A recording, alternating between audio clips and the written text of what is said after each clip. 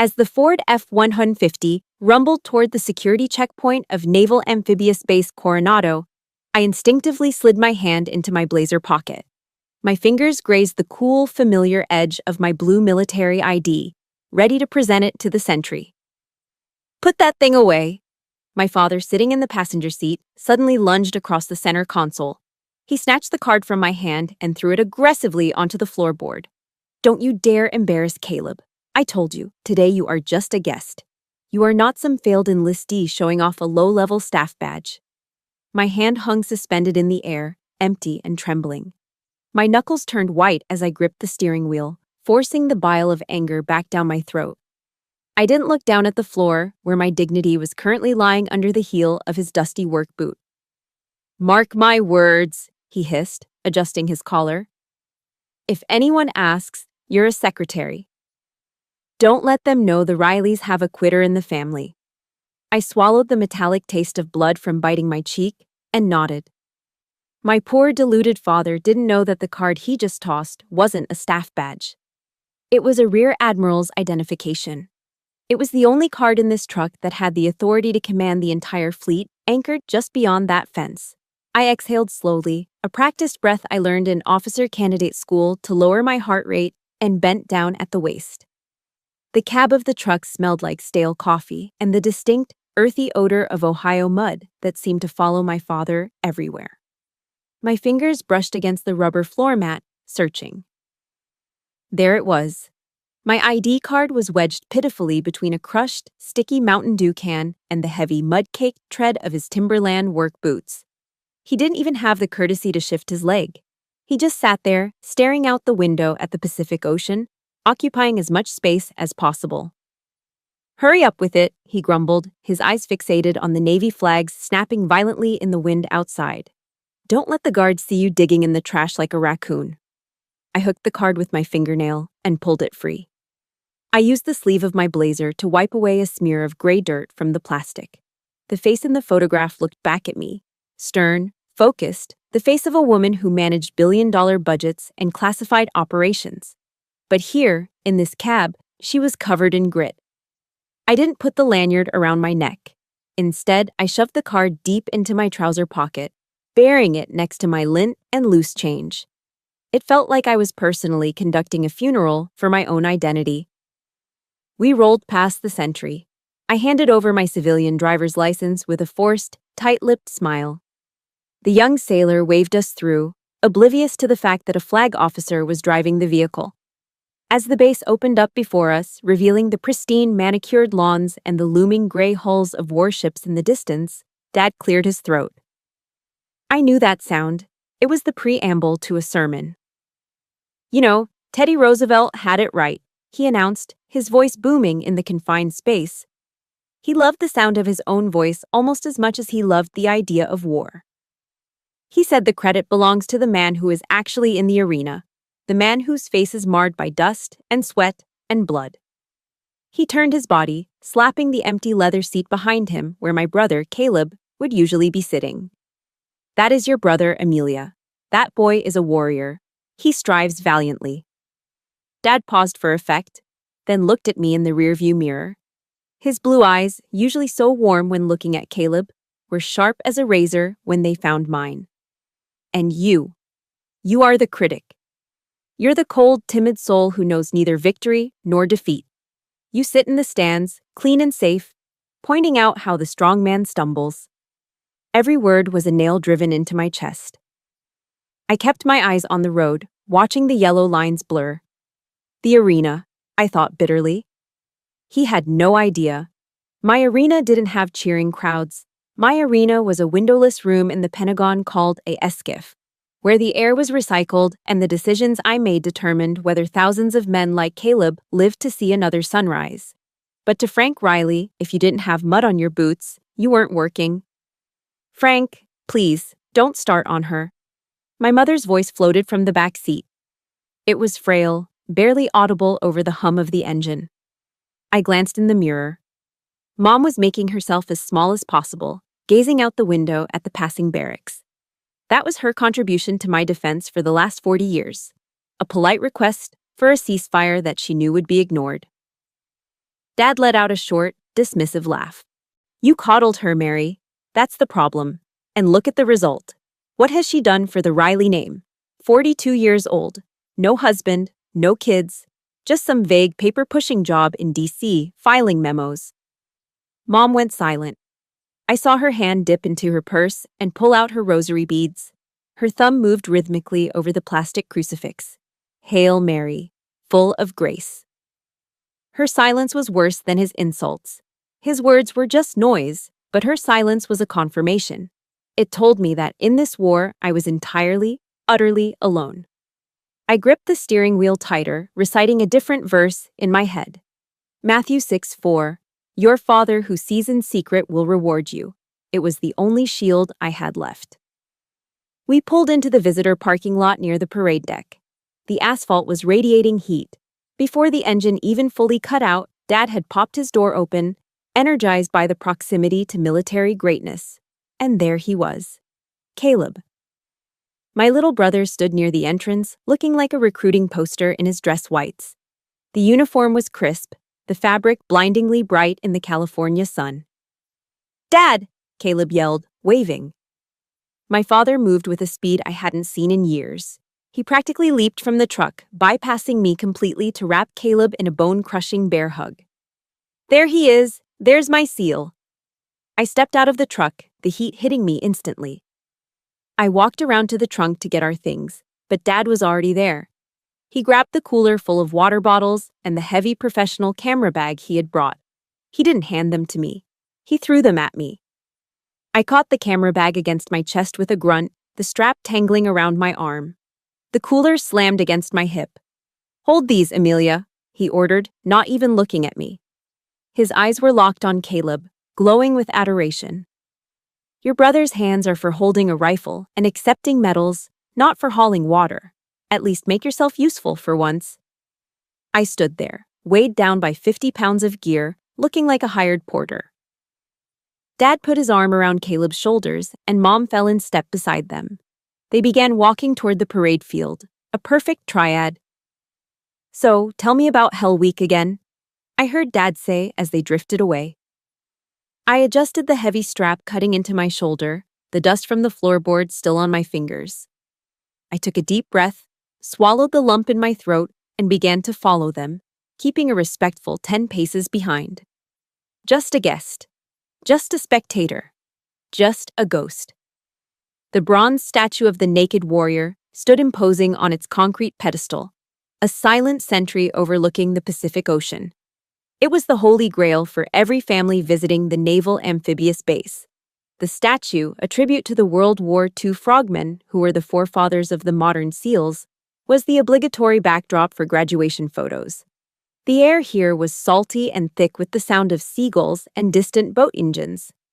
My father, re-energized by the atmosphere, dropped the cooler he had been carrying and grabbed Caleb by the shoulder, steering him toward the monument. Get in there, Mary. You too, son, Dad barked, his face flushed with excitement. Right in front of the plaque, we need the ocean in the background. They shuffled into position. Mom smoothed her skirt, looking uncomfortable in the wind, while Caleb stood tall, his white uniform gleaming against the dark bronze of the statue. I set the heavy gear bags down on the pavement and instinctively took a step forward. It was a reflex. I was a Riley. I was part of this family. I moved to stand next to Mom, just as I had in every family portrait since I was a toddler. But before the heel of my shoe could even touch the bottom step of the pedestal, a heavy hand slammed against my chest. It wasn't a strike, exactly. It was a stiff arm, the kind a football player uses to keep a defender at bay. The force of it stopped me dead in my tracks and pushed me back 2 stumbling steps. Not you, Amelia, Dad said. His voice was devoid of malice. It was just cold, factual, as if he were correcting a child who didn't know their place. This picture is for the people who served, the people who sacrificed. He pointed a calloused finger at the heavy Canon camera bag I had just set down. You take the picture. That's why you're here. I stood there for a second, the breath knocked out of me not by his hand, but by his logic. In his mind, my 20-year career, my rank, my sacrifices, they didn't exist. I was a civilian, an outsider. I swallowed the lump in my throat, picked up the camera, and uncapped the lens. It was a heavy, professional-grade DSLR that Dad had bought specifically for this trip.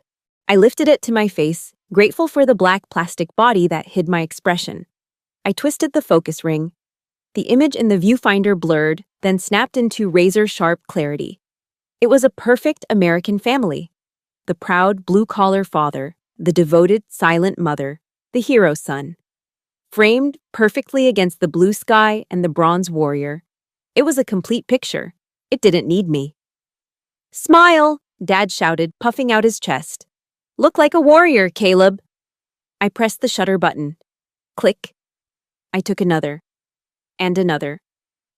Capturing the happiness I was explicitly excluded from. My eye began to water, blurring the viewfinder again, but I didn't dare lower the camera to wipe it away. I couldn't let him see me cry. I wasn't his daughter right now. I was the hired help. I was the logistics officer for the Frank Riley Glory Tour. "Frank? Is that Frank Riley?" A booming voice came from the sidewalk behind me. I lowered the camera and turned. A large man in a plaid shirt and khakis was waddling toward us, flanked by a woman with dyed blonde hair. "Bob Miller!" Dad shouted, breaking his pose. He rushed over to shake the man's hand. "I didn't know you guys were coming out." It was Mr. Miller, our old neighbor from Ohio. Small world. They started the loud backslapping ritual of two Midwestern dads meeting far from home. Dad immediately pulled Caleb over, showing him off like a prize steer at the county fair. "You remember Caleb. Just graduated. Top of his class, probably." Dad bragged, ignoring the fact that Caleb had barely scraped by academically. Mr. Miller nodded appreciatively, then his eyes drifted over to me. He squinted against the sun. "And is that Amelia?" "Well, I'll be damned. Haven't seen you since you left for... Where was it? College?" He smiled warmly. "I heard you were doing big things in D.C., working for the government, right?" I opened my mouth to speak, to offer a polite, vague answer about the Pentagon, but Dad cut in. He stepped between us, his smile tight and dismissive. "Big things? Hardly." Dad laughed, waving his hand as if swatting away a fly. "She's a secretary, Bob. Works in a basement office somewhere filing papers and making coffee for the brass. You know how it is. Safe work? Boring work." Mr. Miller's smile faltered. He looked at me, and the respect in his eyes instantly dissolved into pity. "Oh, I see. Well, that's good too. Benefits are probably good, right? Good for a single woman." "Exactly," Dad said. "Keeps her busy." I gripped the camera strap so hard the nylon bit into my skin. Secretary. I commanded a budget larger than the GDP of some small countries, and he had reduced me to a coffee girl. I forced a smile, a mask of stoic indifference, and nodded. "It pays the bills, Mr. Miller." We said our goodbyes and started walking toward the reception hall. Dad was walking on air, still high from bragging to his neighbor. I lagged behind, hauling the camera and the cooler again. We passed a row of administrative buildings. A group of 3 naval officers was walking toward us in their khakis. They were young, fit, and moving with purpose. The one in the lead, a lieutenant with the shiny silver bars on his collar, looked up as we approached. His eyes scanned our group. He saw Dad, saw Caleb, and then his gaze landed on me. He stopped. His eyes went wide. He recognized me. I had briefed his unit 2 months ago regarding a classified deployment schedule. He knew exactly who the woman in the gray blazer carrying a cooler was. His posture stiffened. His right hand started to twitch upward, instinctively moving to snap a salute to a flag officer. "Good morning, he started to say. My eyes locked onto his. I didn't slow down. I simply narrowed my eyes and gave a microscopic shake of my head.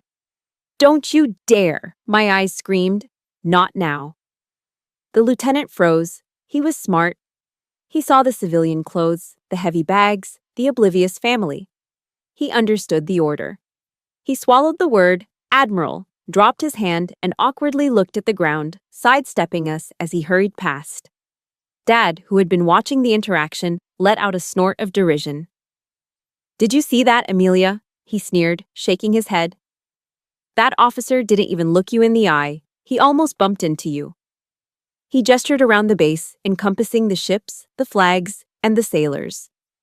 You don't belong here, he said, satisfied with his own assessment. To these men, you're invisible. And honestly, it's better that way. Just stay in the background and don't embarrass your brother. I watched the lieutenant disappear around the corner, my heart pounding a frantic rhythm against my ribs. Dad was wrong. I wasn't invisible. I was incognito. And the weight of that secret was becoming heavier than the bags I was carrying. The outdoor reception area was thick with the smell of charcoal smoke, sweet BBQ sauce, and the salty tang of the Pacific breeze. It was a classic American celebration, loud, boisterous, and fueled by coolers full of ice-cold beer. My father was in his element. He had already downed his third can of Budweiser and had successfully commandeered a large picnic table in the center of the patio. He was holding court, surrounded by a group of other parents who were listening to him with polite, slightly glazed-over expressions. It's genetics, pure and simple, Dad announced, waving a sauce-covered pork rib in the air like a conductor's baton. A drop of red sauce splattered onto the white plastic tablecloth, but he didn't notice. My father fought in the Pacific in World War II. I did my time in Vietnam. And now, Caleb is a SEAL. The warrior blood runs straight through the Riley veins. One of the other fathers, a man wearing a Navy Dad baseball cap, gestured toward me with his plastic fork. What about the girl? Did she enlist? Dad stopped mid-chew. He waved his hand dismissively, as if swatting away a persistent fly. Genetic glitch, he laughed, looking around for approval. She takes after her mother's side, soft, scared of loud noises. She actually tried military school years ago, but she quit after 2 weeks because she missed her pillow. I sat at the far edge of the bench, staring intently at my empty plastic plate. I didn't say a word. I didn't correct him.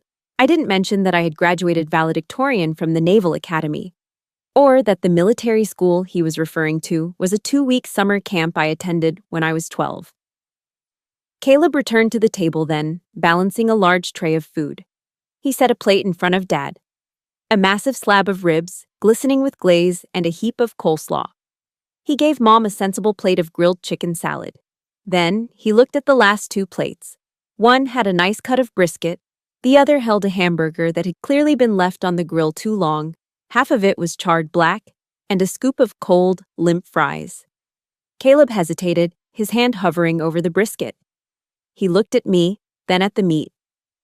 Dad reached out and snatched the plate with the burnt burger. He slid it across the table toward me. It stopped with a dull thud. Eat up, he said, his voice loud and artificially generous.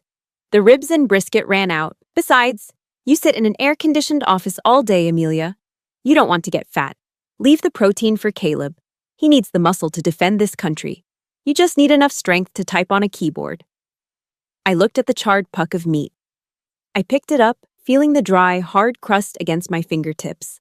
I took a bite. It tasted like ash and lighter fluid. It tasted exactly like my life at that moment, bitter and hard to swallow. Excuse me, I mumbled, standing up abruptly. I need to use the ladies' room. I walked away fast, keeping my head down, navigating through the maze of tables and laughing families. I pushed into the restroom, grateful for the sudden silence and the smell of industrial lemon cleaner. I turned on the faucet and splashed cold water on my face, trying to wash away the heat of humiliation. I was reaching for a paper towel when the door swung open. A woman walked in. She was elegant, wearing a navy dress that cost more than my father's truck. It was Eleanor Harris, the wife of Admiral Harris, the commander of the Pacific Fleet. We had had dinner together just last week in D.C. She stopped dead in her tracks. Her eyes went wide. Amelia, she gasped. My God, is that you? She started to rush toward me, her arms opening for a hug. Richard told me you were the architect behind the new deployment strategy, but I didn't know you were flight. I panicked. I pressed my index finger sharply to my lips. Shh. Eleanor, please. She froze, confused. She looked at my plain civilian clothes, the gray blazer, the lack of ribbons or rank. Then she looked toward the door, where the sound of my father's loud, bragging voice was faintly audible. She was a smart woman. Being a military spouse for 30 years had taught her how to read a room. The confusion in her eyes melted away, replaced by a look of profound, heartbreaking pity. "They don't know, do they?" she whispered. I shook my head, feeling my throat tighten. Eleanor stepped forward and took my wet hands in hers. She squeezed them hard. "You are the strongest woman I know, Admiral. I don't know how you do it." "Please," I whispered back, "don't blow my cover." She nodded solemnly, promising silence with her eyes. I waited a moment, composed myself, and walked back out into the heat. When I got back to the table, Caleb was being pressured into chugging a beer by Dad. My brother looked flushed, his eyes swimming slightly. He looked up at me, and for the first time today, I saw guilt on his face. "Dad," Caleb slurred slightly. "You know, Amelia, actually. She works really hard, too." I held my breath. Was he going to say it? Dad slammed his empty can onto the table, crushing it. He laughed, a harsh, barking sound. "Hard?" "Please," Dad scoffed. "What's hard? A paper jam in the Xerox machine? Running out of blue pens?" He leaned in, pointing a finger at Caleb. "Don't you defend her mediocrity, son. The truth hurts, but it's necessary. This world runs on men with guns, like you, not on the people who file the paperwork afterward." Caleb's mouth snapped shut. He looked down at his boots, choosing the safety of silence over the danger of the truth, just like Mom. I sat back down and picked up my cup of lukewarm water. I took a long sip to wash down the taste of the burnt burger. If you are listening to this and you know exactly how that bitter burger tasted, if you have ever had to swallow your pride just to keep the peace in your own family, do me a huge favor. Hit that like button and comment, "I am still standing," below. Let's show Frank Riley he's wrong. I set the cup down. 2 hours, I told myself. Just 2 more hours, and I can disappear. The boisterous noise of the reception, the clinking of beer cans, and the drone of my father's bragging voice finally became too much. The air under the patio cover felt thick, suffocating, composed entirely of charcoal smoke and lies. I slipped away while Caleb was distracted by a group of his new platoon mates. I didn't head for the parking lot. Instead, I walked toward the back of the venue, finding a narrow paved path that led down to the water. The further I walked, the quieter it got. The laughter faded, replaced by the rhythmic, heavy sound of the Pacific Ocean slapping against the concrete pilings. I found a spot on an old, deserted pier, far away from the celebration of the heroes. The wind out here was biting, whipping my hair across my face, but it felt clean. I leaned my elbows against the rusted iron railing and looked out at the bay. In the distance, the gray silhouettes of 3 Arleigh Burke-class destroyers bobbed gently in the harbor. Further out, the looming shadow of an aircraft carrier cut the horizon. I stared at them, feeling a strange, aching familiarity. That was my real family. Those millions of tons of steel, those radar systems, those thousands of sailors sleeping in narrow racks, they listened to me. When I spoke, they moved. When I signed a paper, they deployed. Yet 50 yards behind me, my own flesh and blood wouldn't even let me finish a sentence about my job. I reached into my pocket and pulled out a small, worn object. It was a rosary, the beads made of simple wood, smoothed down by decades of prayer. It had been my grandmother's. She was the only Riley who had ever looked at me with something other than disappointment. "Amelia," she used to say, holding my chin, "you have the eyes of a general. Don't let them make you look down." I rubbed the wooden cross with my thumb. The texture brought back a memory I'd tried very hard to bury. It was 3 years ago, the day I pinned on my first star. Making Rear Admiral is a statistical anomaly. It is the summit of a career, the moment you ascend from being an officer to being a flag officer. I had sent first-class tickets to Ohio a month in advance. I wanted them there. I wanted Dad to see that I had made it to the top of the mountain, even if I climbed a different path than he wanted. He sent the tickets back. I could still hear his voice on the phone, casual and dismissive. "Can't make it, Amy. I've got to reshingle the tool shed before the rains come. Besides, it's just a ceremony for paper pushers, right? Not like you're receiving the Medal of Honor. That night, after the ceremony, after the handshakes from the Secretary of the Navy and the polite applause of strangers, I didn't go to the gala dinner. I felt like a fraud in the ballroom. Instead, still wearing my dress whites, the immaculate choker collar, the gold shoulder boards, the single star gleaming under the streetlights. I drove my car through an In-N-Out drive-thru. I bought a double-double, animal style, and a chocolate shake. I parked in the darkest corner of the lot, engine idling. I sat there, a newly minted Admiral, eating a fast food burger alone in the dark. I remembered a drop of special sauce falling onto my pristine white trousers, leaving a stain I couldn't wipe off. I stared at that stain and broke down. I cried until I couldn't breathe, sobbing into the wax paper wrapper. That night, amidst the smell of grilled onions and loneliness, I learned the hardest lesson of command. Success unshared is colder than failure. A victory with no one to toast it feels remarkably like a defeat. The wind on the pier gusted, snapping me back to the present. The salt spray stung my eyes, or maybe they were stinging for other reasons. I closed my hand tight around the rosary, the wood digging into my palm. I bowed my head. "Lord," I whispered into the crashing waves, my voice cracking. "Take this cup from me." I wasn't Jesus in the garden, but I felt the weight of my own impending crucifixion. I knew what was coming in that hall. More insults, more erasure. "But," I continued, the prayer turning into a bargain, "if I must drink it so this family can have their happy day, then give me the strength to stay quiet. Give me the humility to play the fool for just a few more hours. Don't let me scream at him. Don't let me destroy him just to save my own pride." I didn't pray for glory. I didn't pray for them to recognize me. I just prayed for the endurance to survive their ignorance. Then, the sky tore open. Boom roar. The sound was physical, a vibration that started in the soles of my feet and rattled my teeth. 2 FA-18 Super Hornets screamed overhead, banking hard over the bay in a low-altitude training maneuver. They were moving at 400 knots, trailing white vapor from their wingtips, their afterburners glowing like angry eyes. The noise was deafening. To anyone else, it was just noise. But to me, it was a language. It was the sound of freedom. It was the sound of billions of dollars of American air power. And it was the sound of my world. I opened my eyes and watched them bank upward, disappearing into the clouds.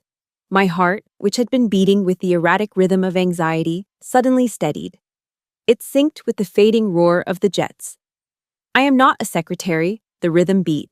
I am not a disappointment. I am Rear Admiral Amelia Riley. I command the chaotic sea.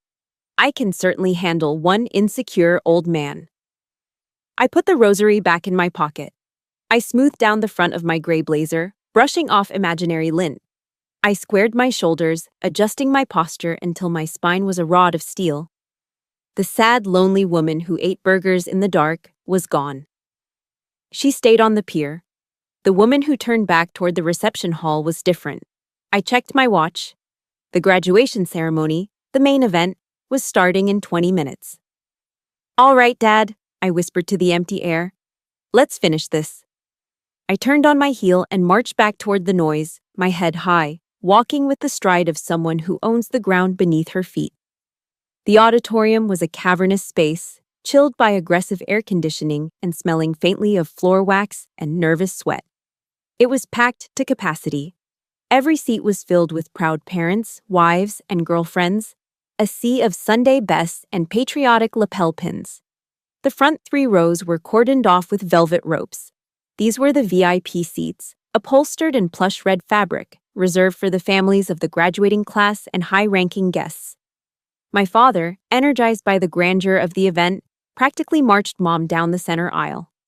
He spotted our assigned section in the second row, right near the stage. He ushered Mom in first, then Caleb's empty seat was saved, and then he took the aisle seat for himself, spreading his legs wide in a display of territorial dominance. I followed close behind, carrying the heavy camera bag and the cooler, my shoulders aching. I moved to slide into the empty seat next to Mom. grateful for a chance to finally sit down. Thump. Dad swung the heavy canvas camera bag off his shoulder and dropped it squarely onto the seat I was aiming for. He then draped his navy blue blazer over the back of it. "Full up," he said, not even turning his head to look at me. His eyes were scanning the program. I blinked, confused. "Dad, that's a seat. The bag can go on the floor." "The floor is dirty," he snapped, finally glancing at me with irritation. "That's expensive equipment. Besides, you need to be mobile. You can't get good angles from here." He gestured vaguely toward the back of the auditorium with his thumb. "Go find a spot in the back, or stand against the wall. You're just here to take pictures when Caleb walks across the stage anyway. Don't crowd the family section." I looked at Mom. She was studying her hands, twisting her wedding ring. I looked around. People were watching. I felt the heat rising in my neck. I didn't argue. I couldn't make a scene here, not in this house of honor. I tightened my grip on my purse, turned around, and began the long, lonely walk back up the aisle. I passed row after row of smiling families, feeling like an intruder. I found a spot at the very back of the room, near the double doors.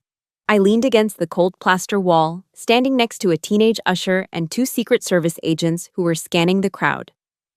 This was where the help stood. "Ladies and gentlemen, please rise for the national anthem." The voice boomed over the PA system. The rustle of fabric filled the room as 2,000 people stood up in unison. "Oh, say, can you see?" The familiar notes of the Star-Spangled Banner swelled from the orchestra pit. My spine snapped straight instinctively. My heels clicked together. My right hand twitched, starting its upward arc toward my brow for a salute. It was muscle memory, burned into me over 20 years of service. I caught myself just in time. I forced my hand down to my side, clenching it into a fist to stop the reflex. I was in civilian clothes. I was incognito. I wasn't an officer today. I was Frank Riley's disappointment. Down in the second row, I saw Dad. He was standing taller than anyone else. His chest was puffed out so far it looked painful. He was singing, his baritone voice booming louder than the people around him, making sure everyone knew how patriotic he was. He looked the part of the perfect American father. As the anthem faded, the room remained standing. A petty officer took the stage.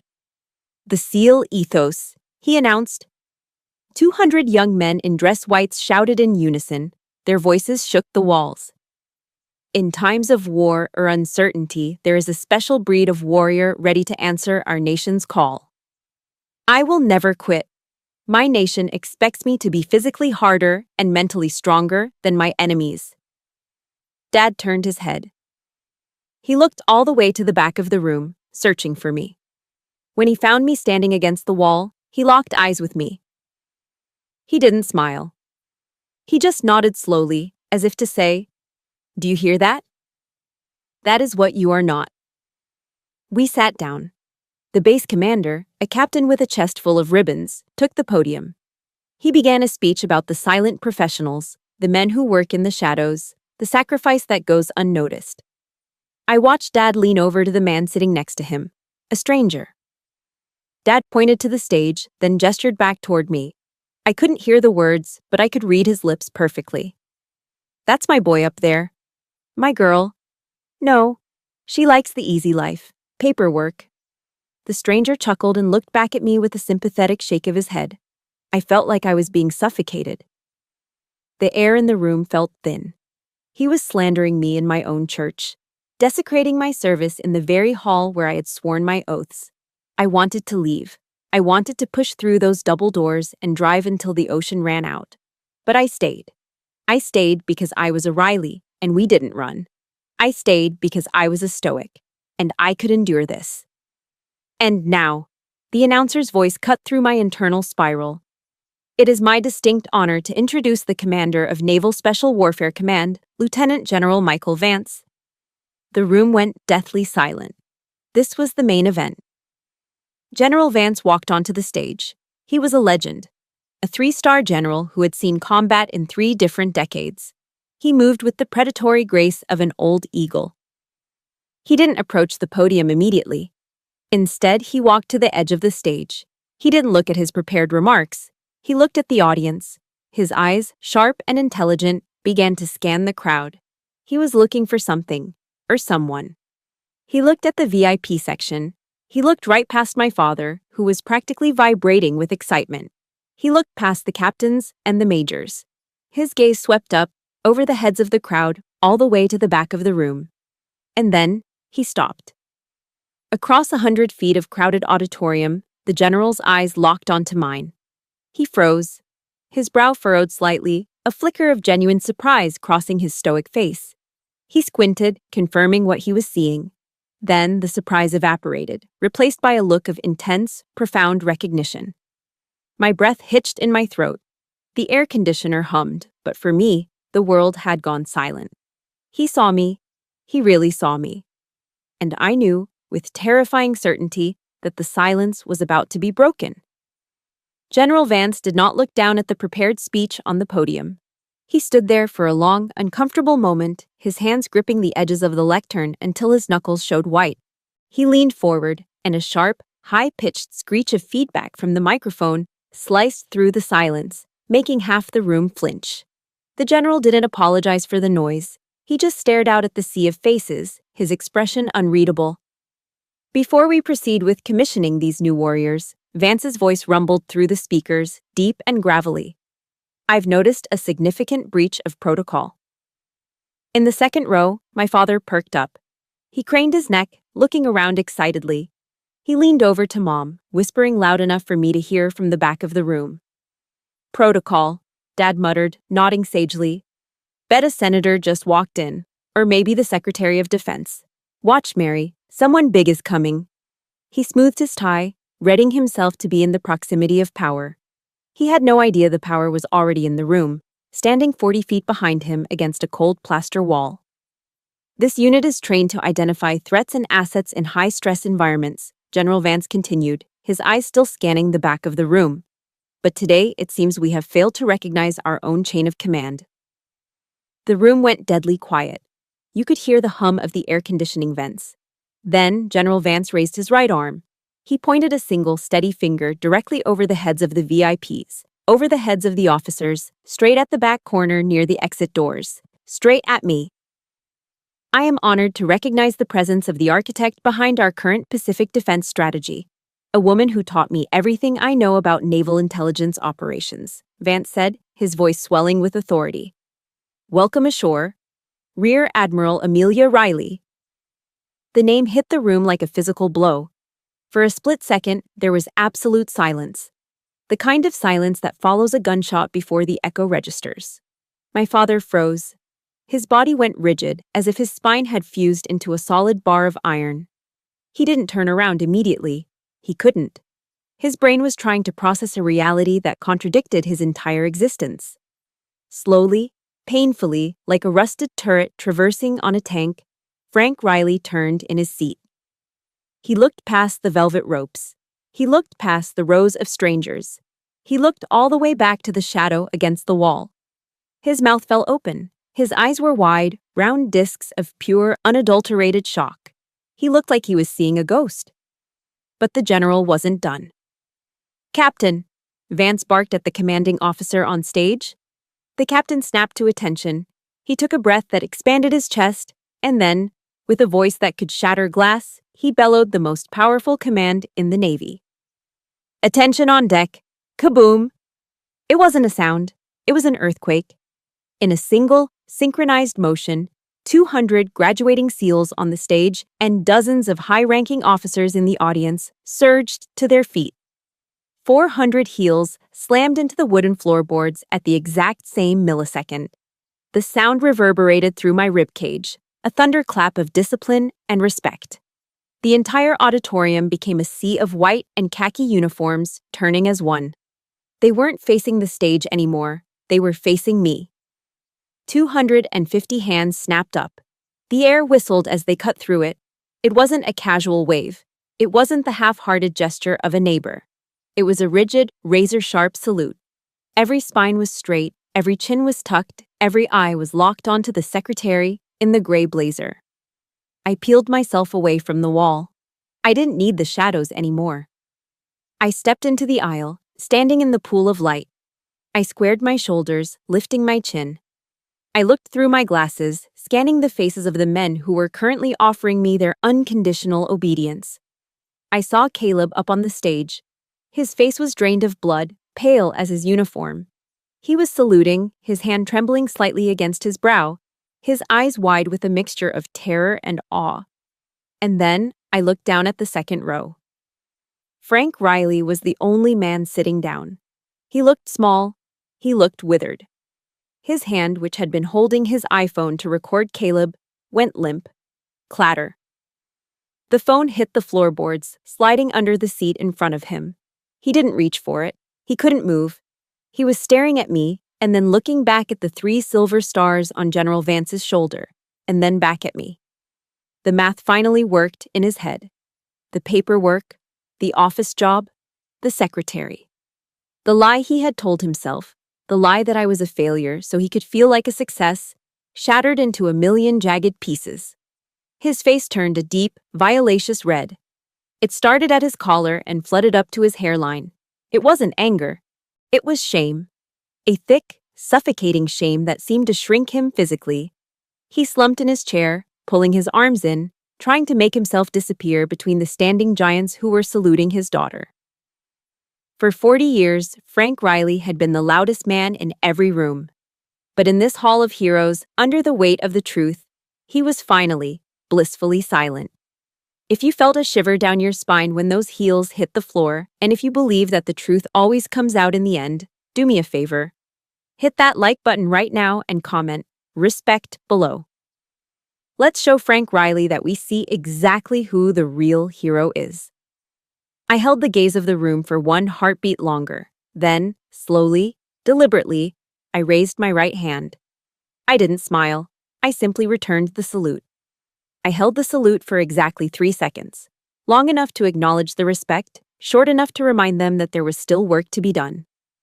"Thank you, gentlemen," I said. My voice wasn't loud, but in the pin-drop silence of the auditorium, it carried all the way to the stage. "Carry on." I dropped my hand. Simultaneously, 200 hands snapped down. The sound of fabric brushing against fabric was the only noise in the room. General Vance nodded at the stage, signaling the ceremony to continue, and the room exhaled. People sank back into their seats, the folding chairs squeaking under the collective weight of a stunned audience. But the atmosphere had irrevocably shifted. The air in the room, previously thick with anticipation for the new graduates, was now heavy with a different kind of tension. Nobody was looking at the stage anymore. Nobody cared about the diplomas being handed out. Every eye in the room was darting furtively toward the back wall where I stood, and then bouncing down to the second row of the VIP section. The whispering started slowly, a low hum that quickly grew into the buzzing of an agitated hive. In a small town or a tight-knit military community, gossip travels faster than light. "Did you see that? That's Frank Riley's daughter. I thought he said she was a secretary." "A rear admiral? Does he not know his own kid's rank?" "God, that's embarrassing. He's been bragging about the son all morning and ignoring a flag officer." Down in row 2, my father sat hunched over. The man who had taken up so much space in the truck, who had spread his legs wide and draped his coat over my seat, had collapsed in on himself. He was staring at his knees, his hands gripping his thighs so hard his knuckles were white. He looked like he was trying to physically shrink, to fold himself into the gaps between the floorboards. Mr. Miller, our neighbor from Ohio, leaned in from the aisle seat. He didn't whisper quietly enough. "Frank," Miller hissed, confused but accusing. "You told me she made coffee. You said she was administrative support." Dad didn't answer. He couldn't. He just shook his head slightly, a jerky, spasm-like motion. He didn't look left. He didn't look right. He certainly didn't look back at me. The arrogance that had fueled him for decades had been stripped away, leaving behind a confused, shivering old man. Beside him, my mother did something she had never done in my lifetime. She stopped praying. She wrapped her rosary beads around her wrist, placed her hands in her lap, and turned her head to look at her husband. She didn't scream. She didn't scold. She just looked at him with a quiet, devastating disappointment. That look was louder than any shout. The rest of the ceremony passed in a blur. When the final dismissal was given, the room erupted into movement. Usually, this is when families rush the stage. Not today. General Vance stepped off the podium and walked straight down the center aisle. People who had been waiting to shake his hand saw his trajectory and instinctively stepped back. The crowd parted like the Red Sea, clearing a wide path from the stage directly to the back wall. Vance ignored the local politicians. He ignored the other officers. He walked straight up to me, his hand extended. "Amelia," he said warmly, grasping my hand in a firm shake. "I didn't know you were on the guest list. If I had known, I would have had a chair for you next to me on stage. We could have used your input on the keynote." "I'm just here as family today, General," I replied, keeping my voice level. "Off the clock." "Family?" Vance raised an eyebrow. He turned his head, looking down the empty aisle toward the second row, where my father was struggling to stand up, looking like a man walking on a ship in a hurricane. "Well," Vance said, his voice carrying clearly to the VIP section. "They must be incredibly proud. It's not every family that produces a strategist of your caliber. The Navy is lucky to have you, Admiral."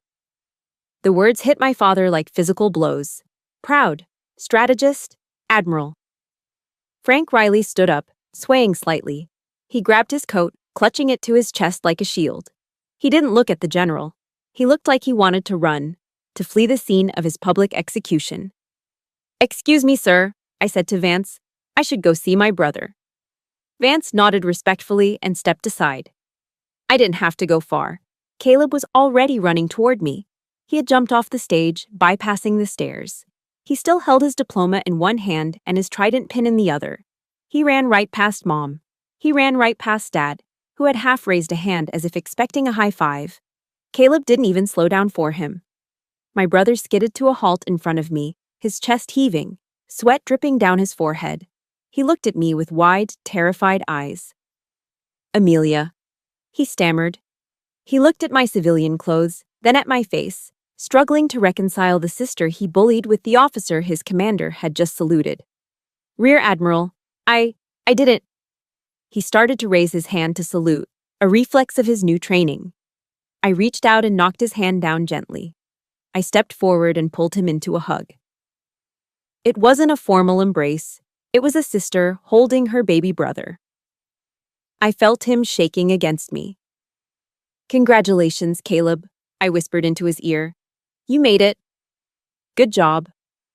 He pulled back, tears welling in his eyes. He looked over my shoulder at the crowd, then back at me.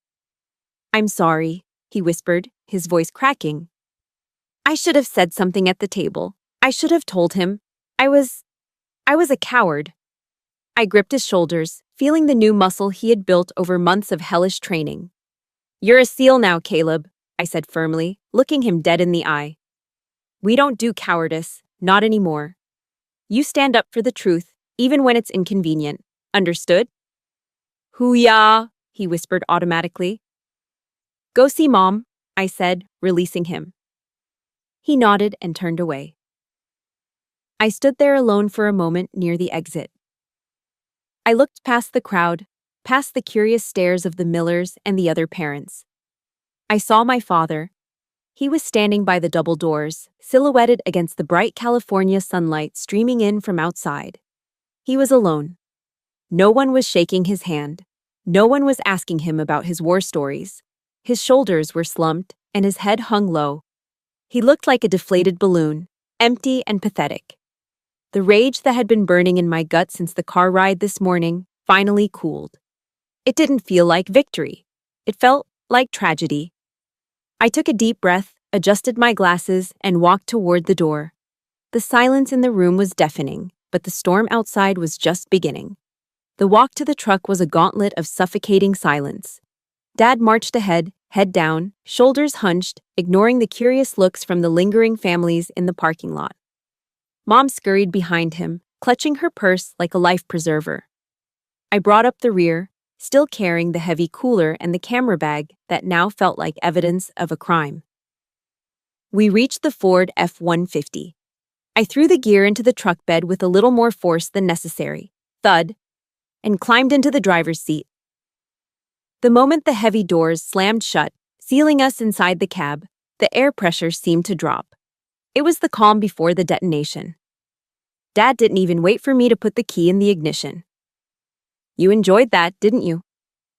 His voice wasn't loud at first. It was a low, vibrating growl. He was staring straight ahead at the dashboard, his face a mottled patchwork of red and purple. Excuse me? I asked, my hand hovering over the gear shift. You set me up! He exploded. He slammed his open palm against the dashboard, making Mom flinch in the back seat. You planned this whole thing. You let me run my mouth. You let me make a fool of myself in front of General Vance just so you could humiliate me. He turned to me then, his eyes bulging, veins throbbing in his neck. This was his defense mechanism. I knew it well. When Frank Riley felt small, he attacked. He couldn't process his own shame, so he had to convert it into anger and project it onto me. He had to believe I was a villain so he didn't have to admit he was a failure. You wanted revenge because I wouldn't let you be in the picture, he shouted, spit flying. You wanted to show off. Look at me, I'm the Admiral, and my dad is just a dumb ditch digger from Ohio. Is that it, Amelia? Did you get your kick? Stop it, Frank. My mother's scream from the back seat was so sharp, so unexpected, that it actually silenced him for a second. In 40 years, I had never heard Mary Riley raise her voice above a whisper. Just stop it, she sobbed. No, Mom, I said, my voice terrifyingly calm. I turned in my seat to face him. Let him speak. I want to hear this. I looked at my father. I didn't feel the old fear anymore. I felt cold. I felt like steel. You think I have time for games, Dad? I asked, my voice cutting through the heat in the cab. I command the 7th Fleet. I manage nuclear assets. I don't have time to orchestrate a soap opera just to hurt your feelings. Then why didn't you say anything? He demanded, his voice cracking. Why did you let me treat you like a secretary? Because you never asked, I shot back. Not once. In 20 years, Dad. You never asked me what I did. You asked if I was married. You asked if I had kids. You asked if I was gaining weight. But you never asked me about my service. You were too busy painting me as a failure so you could feel like the big man in the house. He scoffed, shaking his head, trying to regain his footing. Service? What service? Sitting in an air-conditioned office, pushing papers? That's not sacrifice, Amelia. You don't know the first thing about sacrifice. You don't know what it's like to bleed for this country. That was it. The final line. I didn't yell. I didn't scream. I simply reached into the inside pocket of my blazer and pulled out my wallet. My fingers found the small laminated photograph I kept tucked behind my driver's license. It was old, the edges frayed.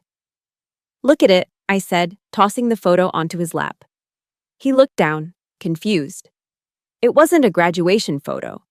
It was grainy, taken in a field hospital tent. In the picture, I was lying on a stretcher, my face gray and covered in soot. My right shoulder was heavily bandaged, blood seeping through the gauze, staining my desert camouflage uniform dark red. Standing over me, pinning a medal onto my bloody uniform, was a younger General Vance. Dad stared at the photo. He squinted at the medal. It was a gold star surrounded by a silver wreath. Do you know what that is? I asked quietly. He didn't answer. His hand started to shake. As a military enthusiast, he knew exactly what it was. That is the Silver Star, Dad, I said. Third highest military decoration for valor in combat, awarded for gallantry in action against an enemy of the United States. I didn't, he stammered. Kandahar Province, November 2010, I recited, the mission report still burned into my memory. My intelligence unit was ambushed during a site extraction. We were outnumbered 3-1.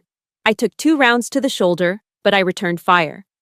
I neutralized 3 insurgents and dragged my comms officer 200 yards to the extraction point. I pointed at the photo in his lap. I didn't get that for typing memos, Dad.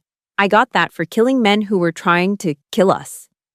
Dad picked up the photo. His fingers brushed against the date printed in the corner. Nov. 26, 2010.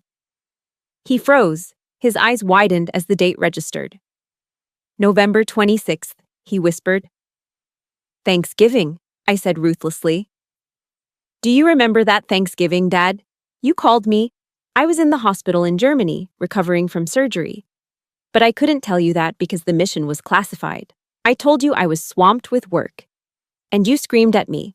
You told me I was a selfish workaholic who didn't care about family. You told me I was ungrateful. I leaned closer to him.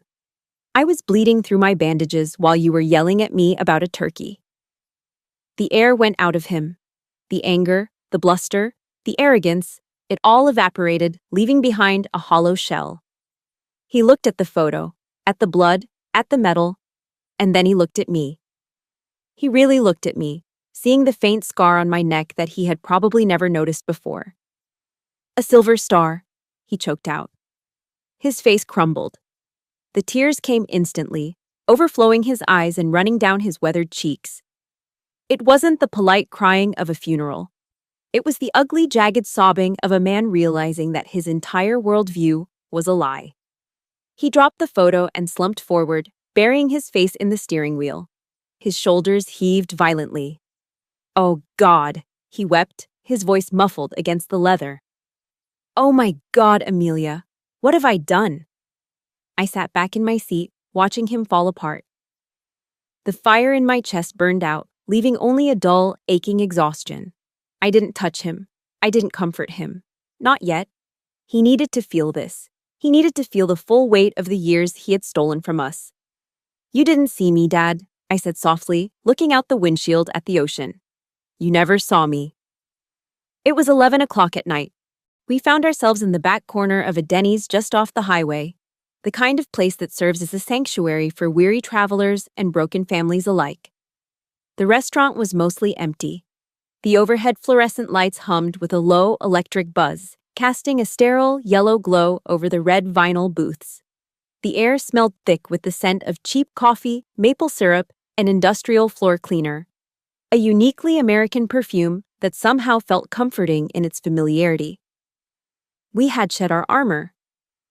Caleb had changed out of his dress whites into a wrinkled gray t-shirt and jeans. I was back in my blazer, but I had loosened the scarf around my neck. Dad sat across from me, but he wasn't the boisterous, chest-thumping patriarch from the morning. He was just an old man in a flannel shirt. He held a white ceramic mug of black coffee between his hands, staring into the dark liquid as if it held the secrets of the universe. The steam rose up, curling around his face, highlighting the deep lines etched into his forehead. He looked 10 years older than he had at sunrise. The silence at the table wasn't the suffocating pressure of the truck ride. It was softer, heavier, colored by the exhaustion of a man who had finally put down a load he'd been carrying for decades. The waitress, a woman named Brenda with tired eyes and a kind smile, topped off Dad's coffee. He nodded a silent thanks, but didn't drink. "I never made it past Sergeant," he said suddenly. His voice was rough, like gravel grinding together. He didn't look up. He kept his eyes fixed on the coffee. "I was an E5, he continued, his thumb tracing the rim of the mug. "Average, forgettable. I came home, started the construction business, and told everyone I was a big shot. But I knew." He finally lifted his head. His eyes were red-rimmed and swollen. "When you got into the academy, and then when you started climbing, Lieutenant, Commander, Captain, I got scared." I watched him, my own coffee forgotten. "Scared of what, Dad?" "Scared that you would look at me and see a failure," he whispered. The admission hung in the air between us, raw and terrifyingly honest. "I was your father. I was supposed to be the giant in the room. But you were becoming a giant, Amelia, and I felt myself shrinking." He took a shaky breath. "So I had to push you down. I had to convince myself and everyone else that you were just a paper pusher. If I could make your success look small, then maybe I could still feel big." It was jealousy, Amelia. Just petty, ugly jealousy from a scared old man. I looked at his hands. They were large, calloused, scarred from 40 years of hanging drywall and framing houses. They were the hands that had built the roof over my head. They were the hands that had held my bicycle seat when I was learning to ride. I reached across the sticky laminate table and covered his rough hand with mine. His skin felt like sandpaper, warm and familiar. "Dad," I said gently, waiting until he met my gaze. Look at me. He blinked, a fresh tear leaking out. I don't need you to be a war hero, I told him, my voice steady. I don't need you to be a general. I work at the Pentagon, Dad. I have dozens of generals barking orders at me every single day. I have enough people trying to save the world. I squeezed his hand, feeling the tremors in his fingers. I don't need another officer. I just need a dad. I need the guy who used to make me pancakes on Sundays. I need the guy who calls me just to ask if I've eaten dinner, not to ask if I've been promoted. Caleb, sitting next to Dad, looked down at his lap, wiping his eyes with the back of his hand. Dad looked at me, his chin trembling. He tried to speak, but the words got stuck in his throat. He just nodded, a jerky, desperate motion of understanding. A single tear rolled down his cheek and splashed onto the plastic tabletop. My mother, who had been silently observing this ceasefire, decided it was time to intervene. She smiled, a genuine relieved smile that took years off her face. She reached for the large platter that the waitress had placed in the center of the table. It wasn't a gourmet meal. It was a Grand Slam side order. A mountain of crinkle-cut French fries smothered in melted cheddar cheese and bacon bits. Go on, Mom said, pushing the plate toward the center. Eat. It's your favorite, Amelia. You used to beg for these after church. The smell of the melted cheese and salty bacon hit me, triggering a flood of childhood memories that had nothing to do with rank or disappointment. Dad sniffed, wiping his face with a paper napkin. He reached out and picked up a fry, heavy with cheese. His hand was shaking, but he extended it across the table toward me. Eat, honey, he choked out. I'm sorry about the burnt burger. I'm sorry about the scraps. I looked at the fry. It was greasy, unhealthy, and absolutely perfect. I leaned forward and took it from his hand. I took a bite. It was warm and salty. It's okay, Dad, I said, chewing slowly. This is better than any steak. I picked up another fry and offered it to him. He took it, and for the first time in 20 years, we broke bread not as adversaries, but as father and daughter. The taste of the cheap cheese and the diner grease mixed with the salt of our tears. It wasn't just food. It was the taste of forgiveness.